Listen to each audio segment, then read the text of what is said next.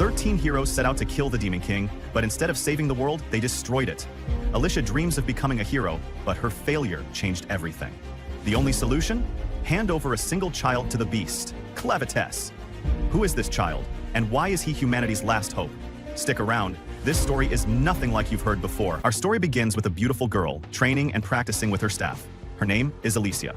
Meanwhile, her father, a skilled farmer, was tilling the field. He calls out, "Come on, let's go home." Then they return to their beautiful and modest home.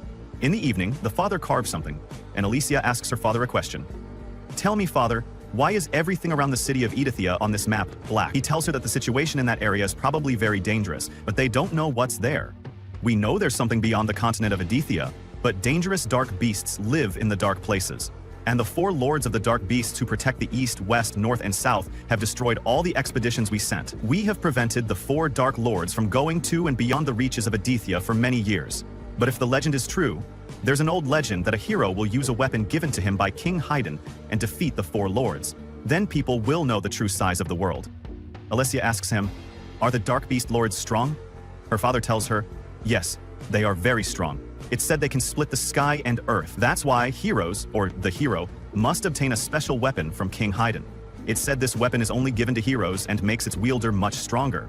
She says to him, "I want this weapon. I will become a hero one day and make the world much bigger." After that, the scene now shifts to this place or that carriage when it hits something, and the girl says, "Finally, father, it's time to find the answer to my dream." We infer that this girl is probably Alicia, and what we mentioned earlier was about her past with her father. After that, Katz talks about many treasures, while this is Horgus, and the other is Merlot and Migo.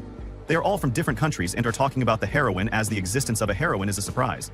Then they ask her where she is from, and they haven't heard her name yet, but Stefan interrupts them, saying, "I tell them we've arrived. We could be attacked at any moment. Stay on alert and keep your hands on the trigger."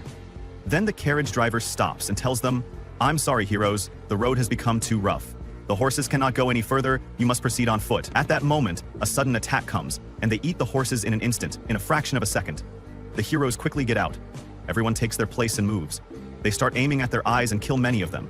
Then they advance quickly, killing everyone in front of them without mercy or pity. They are truly strong, but can they hold on for longer? And what about the king of those monsters? After that, powerful venomous snakes emerge and spray their deadly poison, but Stefan uses a powerful cutting wave and kills them all. After it cut off its head, it started to move and bite, but it was hit by an arrow in the eye by its friend.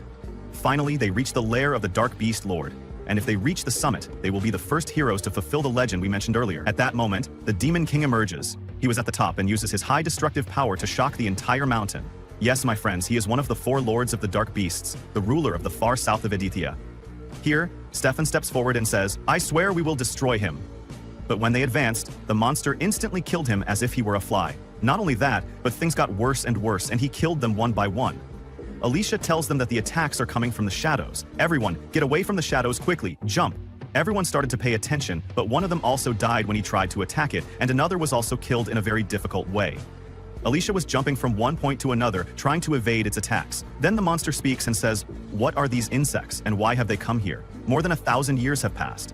Then Alicia finally launches her decisive attack directly at its head, but it strikes her with a very powerful blow, severing her leg, as you can see. It's very difficult. Then she says, as she dies, "I'm so sorry, father. I failed. I couldn't get the answer to my dream." After that, we now move to the kingdom of Haydn, where we see some humanoids crafting a weapon. Then they look up. Perhaps something is coming. Yes, my friends, it's the decisive moment. A black wolf monster appears, exploding entire areas. The dark beast spreads terror and destroys the land. Its power is enormous. Then it tells them, "The heroes who invaded my land said that the king of Haydn chose them. This means the king is now in that castle. But I will kill everyone who stands in my way, just as they did before."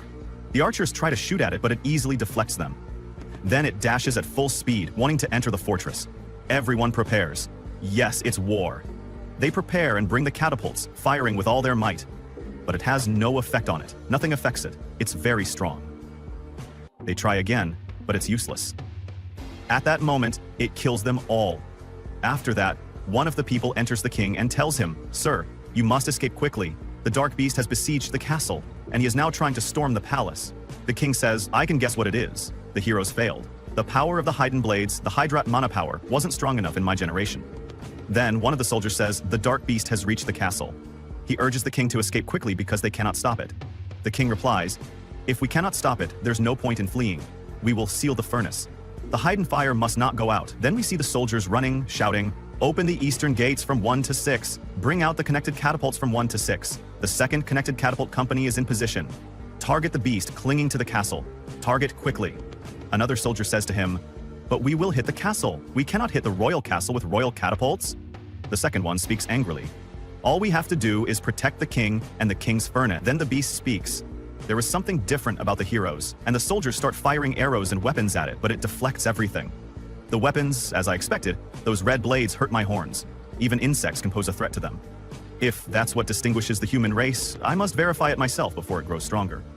We see the king open this gate, but the beast destroys it and enters the king's palace, saying to him, "I found you. You must be the king of Haydn." Then the king says to him, "A monster like you has no right to use human language." The Lord of the Dark Beasts tells him, "I will destroy the entire human race if I don't like your answer.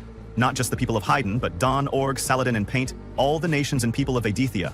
Even if I kill you and destroy your nation, if the rest are like you, more will come to disturb my lands. So, I want to know the true nature of humans. You who wear flamboyant clothes and walk on 2 legs, what kind of creatures are you?" "Answer me," the king replies. "A monster like you will never understand." The king doesn't finish his sentence, as the beast immediately cuts off his neck. The Lord of the Beasts then destroys the rest of the city, saying to himself, "I will first build an army and exterminate the humanoids." On his way, he hears a child crying loudly. He goes to it and realizes it's a child from Haydn. The child's mother asks the beast to save him.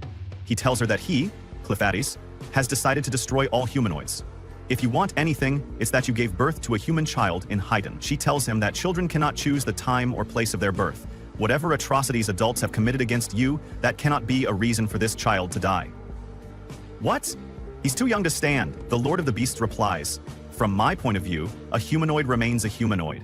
It doesn't matter if it's a child or an adult. He will carry a sword when he grows up and will come to harm us, the Dark Beasts.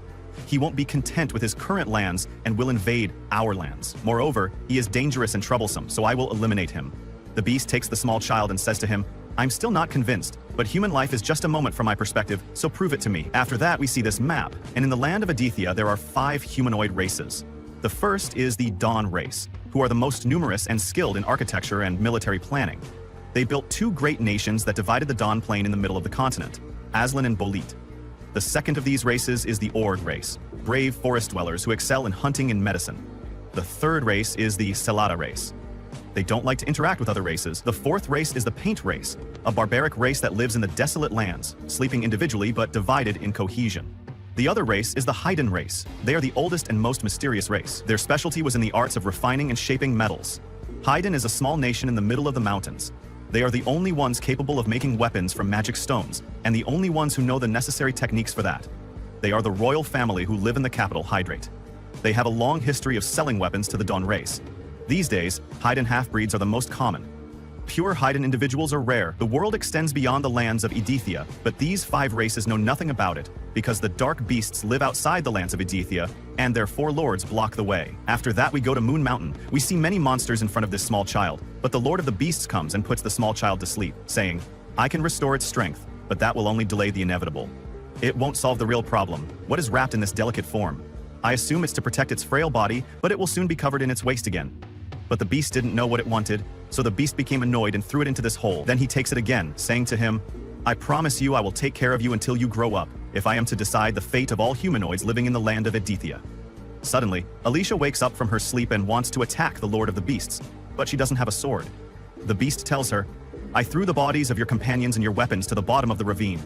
You are now a walking corpse, empowered by the dark fluid I gave you." Alicia is surprised, saying, "What do you mean? How can you speak human language? Am I the only survivor?" The beast then asks her to nurse this infant because it's very hungry. The dark beast finds no milk in Alicia's breast as she is a virgin. He is puzzled by this. She informs him that only a mother who has given birth can produce milk. The dark beast becomes greatly annoyed. Alicia then asks him to kill her again and relieve her of this humiliation. He tells her she won't die because the dark fluid runs in her veins. The child begins to cry again. The dark beast uses its power to restore the child's energy, but it can do nothing about its hunger. Alicia asks him, "Why do you even have a human child?" But he doesn't answer her, and asks her for a solution to silence the child and satisfy its hunger. Alicia tells him, if he doesn't have a mother, you must find a wet nurse, who is a substitute for a mother. She produces milk if the mother can't. And if you don't know anyone, you must hire one with money or its equivalent, like these diamonds in this mountain. 1 diamond from this mountain is enough to hire a wet nurse. Alicia thinks that if she had her sword, she could attack him, but she is helpless because she can't move her body, as he controls it completely. He asks her to go together to hire the wet nurse. She tells him, "Wait, you can't just go by yourself. If you go in this form, you'll cause panic in the entire city, and you'll never find your wet nurse. Give me this child. I'll go instead of you." She thinks to herself, "I cannot allow this monster to approach a human village. I will find a wet nurse and give her the child." The dark beast refuses, not wanting her to die out of his sight. "But this child might not grow into a healthy human because I'm holding him incorrectly, and then I won't be able to decide." At that moment, the beast transforms into a beautiful woman, the same appearance as the child's mother. Alicia is shocked by what happened to his body. The dark beast informs her, "I control shadows, and this is a form for carrying this child. I've hidden the rest of my body." Then he hides his tails to become like an ordinary woman, except for a horn in the middle of his forehead. He then thinks of giving himself and the child names to move in the human world. The beast names himself Klin, and the little child, Luna. Then he learns the hero's name, and they then head towards the city. After that, we see Alicia cleaning the child, and the transformed beast orders her to clean it well and take extreme care. Then he orders her to take off her clothes and bathe in the river, because her clothes are wet and might affect the child. He gives her the child's dirty cloth to wash with hers. She begins washing this piece of cloth and finds the emblem of the Haydn royal family on it. She realizes that this child is from the royal family. On the other hand, we see this young man riding his horse, wondering what happened in the city and how one dark beast did all this. He blames the king for sending warriors and provoking the dark beasts upon them. He says that the princess's fear was justified, and the plan was for her to escape the castle with her son, meaning the little child is the princess's son. But this young man doesn't know what happened and calls out, "Is anyone alive?" But no one answers him. On the other hand, we see this gang, and their leader is named General Drill.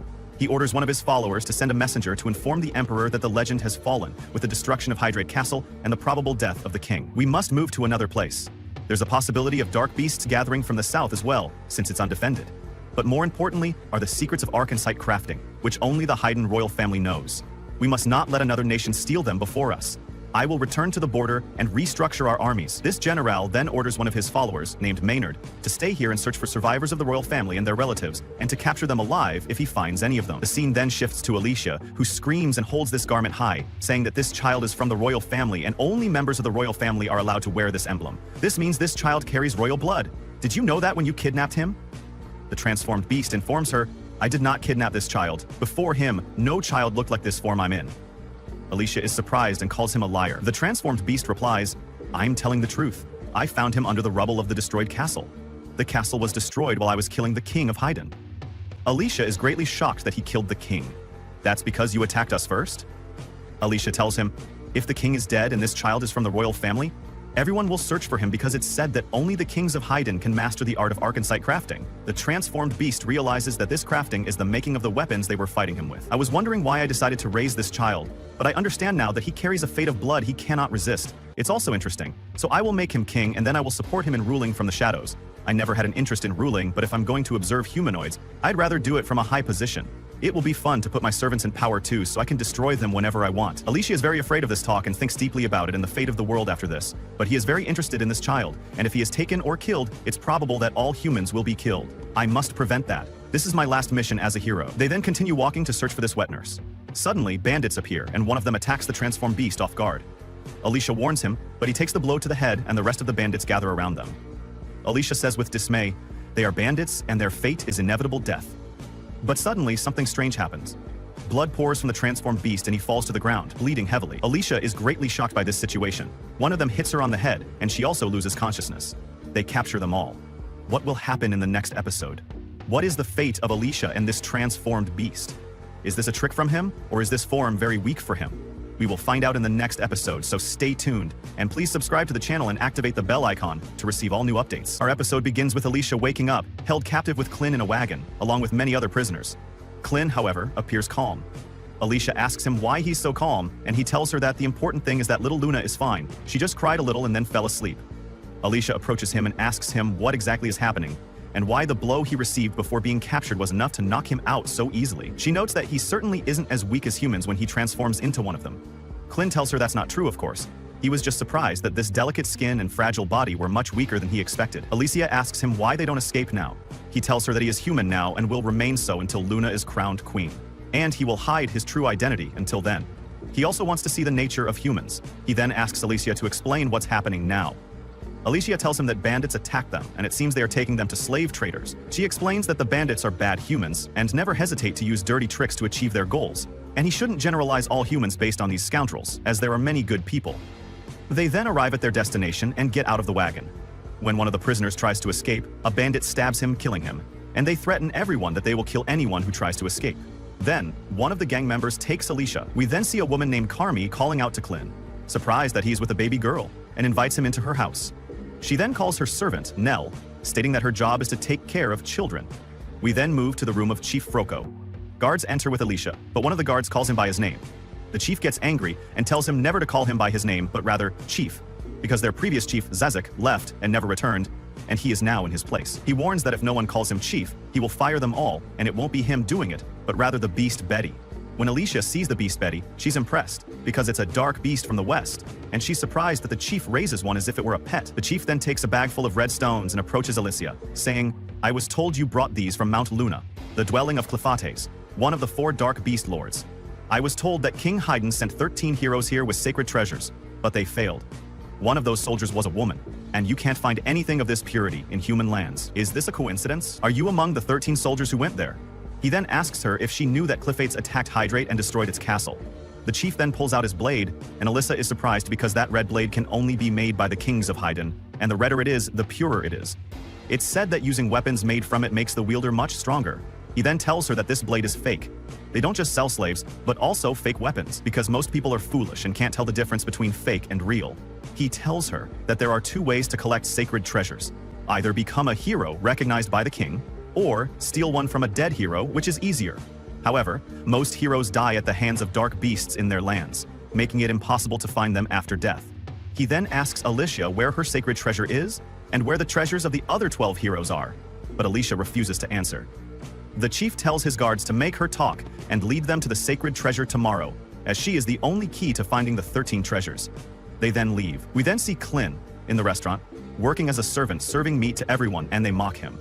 We then see Carmi talking to her friend about Clint, saying he's a strange boy and that horn on his head made her think he had ogre blood, but he's very pale and his body is weak.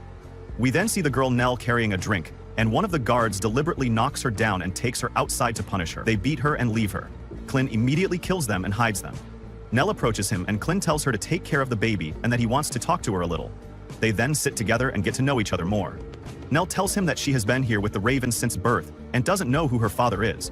She had a mother, but she always saw her from behind and doesn't remember her face at all. Her mother was a slave and the bandits always beat her. Then she disappeared after a while and she doesn't know if she escaped or died. But after that, everyone started hurting her instead of her mother, and she lost most of her teeth and became deaf in one ear from all the beating. At that time, she realized that her mother was protecting her and they were always treated like animals. Things got a little better when Carmi came and taught her how to deal with those men, and things became less bad than before and she got a job taking care of children. Clint asks her that if she gave birth, she can breastfeed children, so where is her child? Nell tells him that she gave birth to a stillborn child, and when she learned he was dead, the world became black in her eyes and she felt as if she was being pulled to the bottom of the earth, and she wished to die. But when she started taking care of small children, she felt that she was created for these weak ones, and started imagining that they were her children. Clint then asks her to come with him. He will hire her as Luna's nurse, as he trusts no one here but her, and it seems Luna has grown fond of her too. Nell thought about it, looking surprised. Clint spoke to her again, saying, "Come on, think. I want to hear your answer. Will you come with me as Luna's nurse, or will you stay here as a servant to the slaves, who I'm told are scum?" Nell replied, "Honestly, I'm very happy with this offer, but in the end, you're a slave and won't be able to bring me much money. So I'll stay here. I have to take care of the children who will come in the future. I'm so sorry." She then handed him the baby and left. On the other hand, we see the heroine, Alicia, trying to cross a bridge with those foolish bandits.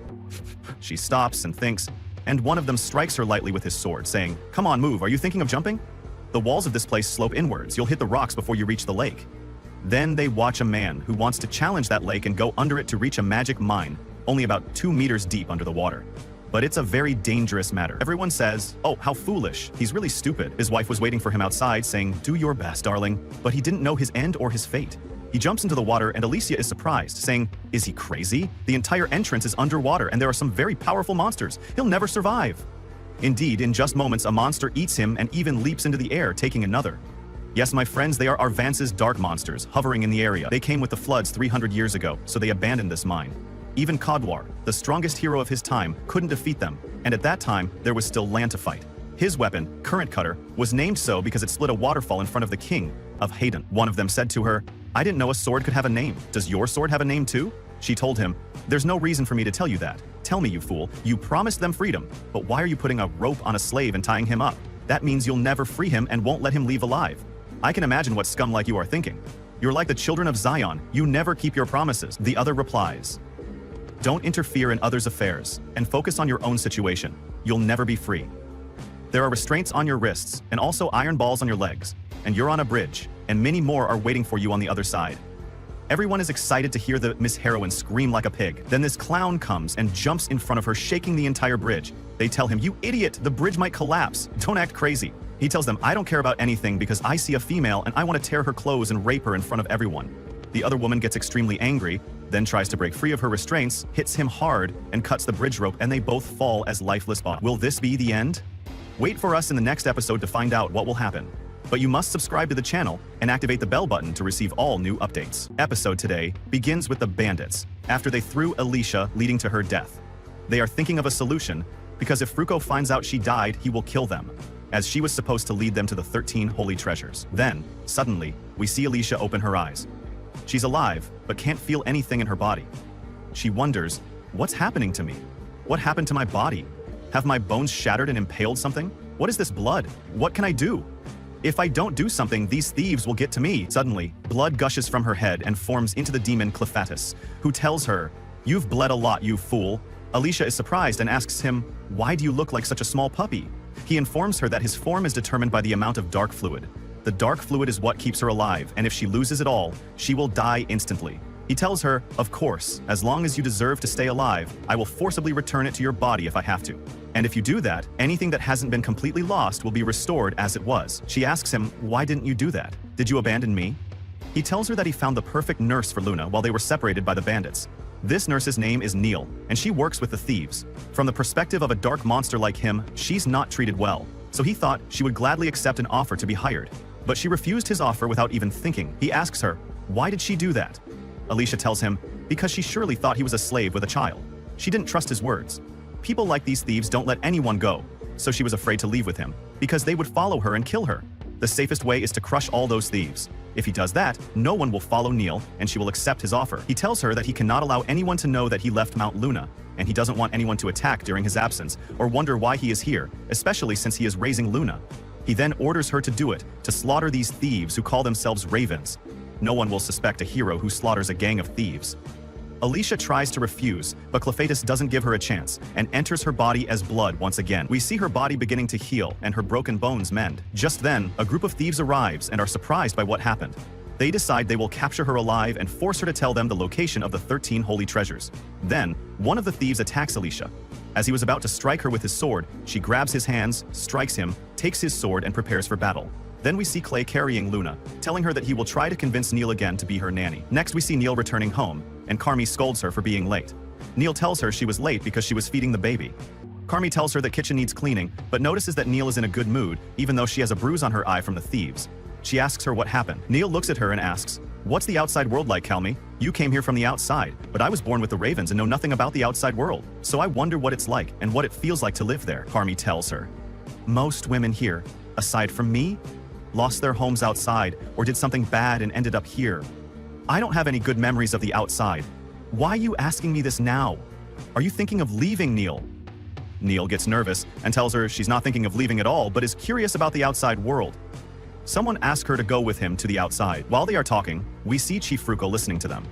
When Carmi learns that a slave suggested to Neil that she go out into the outside world with him, she hits her and tells her that will never happen. She will stay here and die here. Chief Fruko enters, and Carmi is surprised and asks him what brought him here. He tells her he came to see something special she supposedly has, the little girl Luna. Neil tells him she's in the stable. Chief Fruko leaves and asks Neil to go with them, Carmi said. "Wait, sir, you shouldn't take her," she pleaded. The other woman, knowing the consequences well, told him to wait, but he just gave her a glance and ignored her, leaving the place. Neil had no idea of her fate. Write in the comments what Neil's fate is. After that, Neil's friend became furious. "Damn it, she's the only one who can nurse the babies. How are we supposed to feed the children now? Do they think every woman can breastfeed?" At that moment, Klain, the Demon King, appeared, carrying the child Luna. The woman told him, "She can't get any milk anymore. The wet nurse is gone for good. She messed things up herself. She wished for something she couldn't have. It's her fault." "What does that mean?" he asked her. The woman then told him everything. The scene quickly shifts to the gang leader, or rather, the slave king, with Neil. They were descending into a crypt. "What is this strange place?" she asked him. "I've been here my whole life and never knew this place existed." He told her that this was formerly an arcanocite mine. "This strange material can be used for many purposes other than making swords. I spent years researching it before joining the Ravens organization." At that moment, Neil found a skull bone and was surprised. The slave king told her not to worry, it was probably rat bones or something similar. "And now, I'm going to tell you about something I've been researching," he said, then turned off the light. "Sir, where are you, Master Furuko? It's pitch black and I can't see anything," she exclaimed. "I'll light the lamp right away," he replied.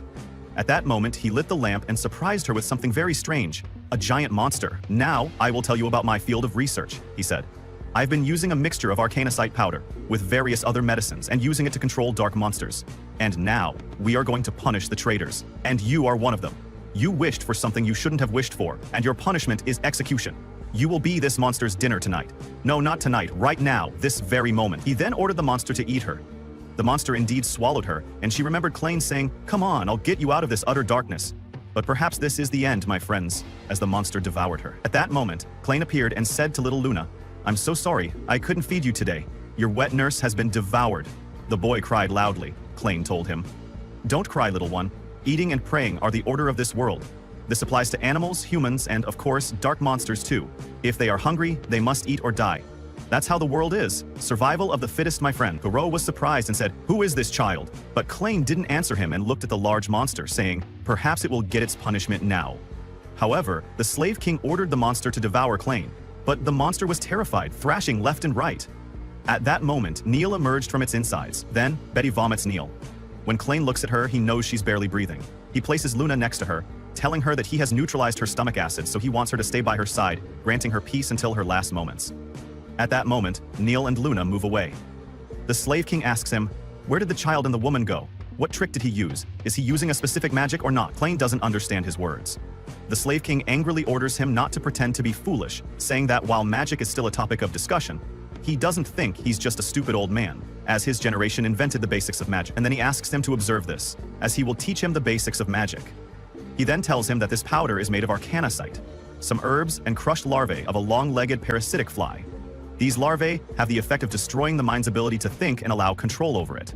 It just took time to refine, of course, and the only thing that can be completely controlled is a female troll. But one day, he will control all dark monsters, and this is his magic, as magic is the term he uses for a new technique that allows them to use arcanocite to control any natural phenomenon. At that moment, a foul smell emanates from the bottle. Betty smells it, and the slave king orders him to crush Klain. Betty indeed runs towards Klain and punches him hard in the face, causing him to bleed. Klain becomes very angry because Alicia didn't tell him anything about magic. Then we see Alicia hitting these men. Alicia remembers that time when she was playing with her father, where her father tells her that her fist must be strong and her wrists relaxed when striking with a sword. Alicia asks him how she can become stronger. Her father tells her that she must never hesitate to hurt her enemy, never hesitate to use her techniques, and never hesitate to endure pain.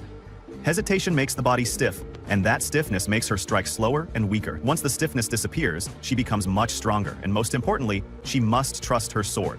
Then we return again to Alicia hitting the men. Everyone is astonished by her strength. Is she even human, they wonder. "If we can't defeat her with technique, we'll defeat her with words," a man shouts, then attacks her, breaking her sword. "These swords are too brittle for use," she says, unfazed, and rises again. She quickly flees from them. Their numbers are too great, more than 50 men. "I can't fight them all without stopping. Even if I'm immortal, my energy depletes quickly. In fact, it seems the dark fluid that heals me also drains my energy. What will happen if I get too tired and can't run? They could catch me. They could do anything to me, and I wouldn't die. No one knows what horrors they might commit. I have to end this quickly. I need that legendary sword." She keeps running, and they chase after her, noticing where she's headed. When one man sees her going towards a jumping platform, his friend says, "She can't be that stupid. That lake is full of the dark beasts that killed the legendary hero. No one has come out alive from there in 300 years. Alicia thinks. Just as I suspected, she's waiting for someone to fall. I've learned over the years. She escapes upwards, then jumps, breaking all the pillars and announcing, "It's feeding time, Arvensis water dark beasts. Anyone who falls will be eaten."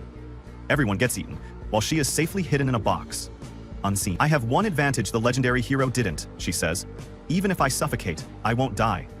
I emptied all the air from my lungs before I jumped. Now I just have to bear the pain until I reach the bottom of the lake, where the legendary sword lies. Thus ends today's episode of this anime. Wait for us in the upcoming episodes. If you liked the video, don't forget to subscribe and activate the bell icon to receive all new updates. Our episode begins with Alicia underwater, thinking to herself, I knew this wouldn't be fun, but the lack of air to breathe is unbearably painful. My head is going numb, I can't see, and my body is completely urging me to start flailing my arms. My mind knows I won't die, but my body resists to stay alive despite that. Hold on until you find the sword. Alicia then reaches the bottom and sees a red light at the seabed. She moves towards it, saying, My body is so heavy it's numb and feels like lead. But once I reach the holy sword, it will make me stronger. She gets closer to the sword and tries to grasp it, but a very large red eye appears. She realizes she isn't at the bottom of a lake. She's above a massive, dark beast underwater. When Alicia tries to take the sword, the beast pulls her towards it, and she enters its mouth. She then remembers her father's words, encouraging her to fight, telling her she's very strong and can do the impossible.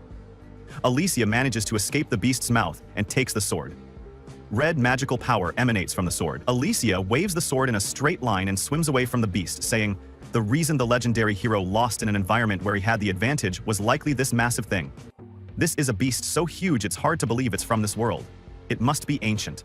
There were rumored dark beasts that lived for tens of thousands of years, slept for long periods, and rarely appeared. This must have been extracted by chance during arcane site mining. Hero Kudwar lost without even realizing what he was facing. Even with the holy treasure boosting my strength, I still don't have oxygen. First, I need to breathe. Alicia tries to get out of the water and succeeds. The guards see that she has successfully obtained the holy sword. Suddenly, the black beast emerges from the water, terrifying everyone. It attacks and kills the guards. Alicia uses her sword to cut off a tip of the beast's leg, but one hero cannot fight an ancient beast from the beginning. She decides to flee. As she's leaving, one of the guards calls out to her, begging her to save them and apologizing, but Alicia refuses to help them and escapes quickly. The beast then devours them. Alicia looks at the beast and realizes it only lives in water and doesn't come out. But she's happy she got the holy sword. Suddenly, she hears Kellen's voice calling her, but he's not there. He reassures her, telling her he's talking to her through dark liquid.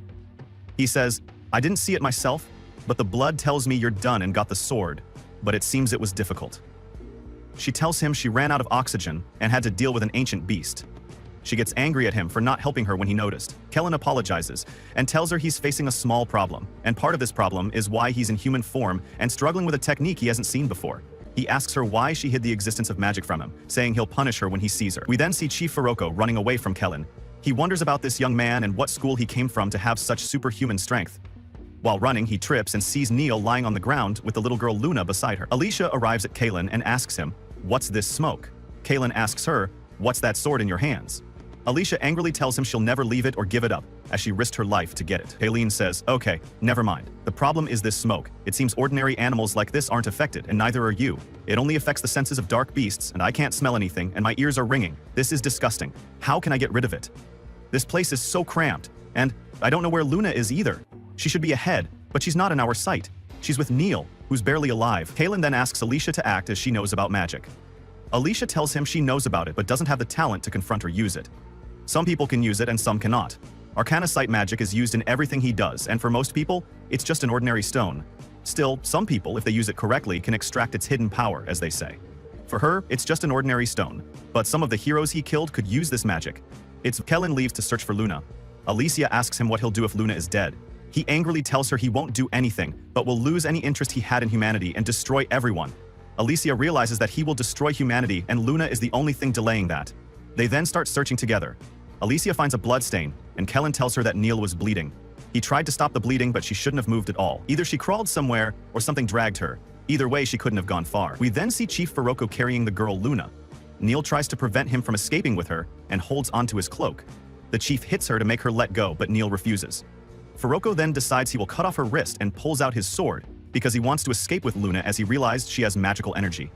At that moment, Alicia arrives and tells him to stop.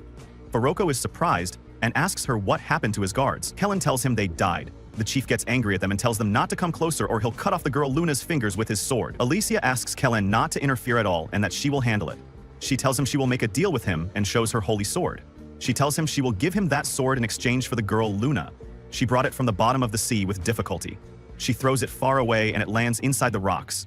She asks him to leave Luna and go take the sword.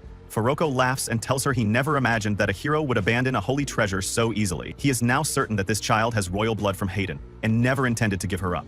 However, if she wants to take the child, she must tell him about all the holy treasures. Alicia tells him that all 13 holy swords are at the bottom of the valley in the Great Cave on Luna Mountain. When Furuko learns this, he uses a teleportation spell and disappears with the child Luna, starting to move to escape them. Suddenly, Alicia knows his location and takes her holy sword and kills him. She tells him she knew his location from Luna's crying and splits him in half.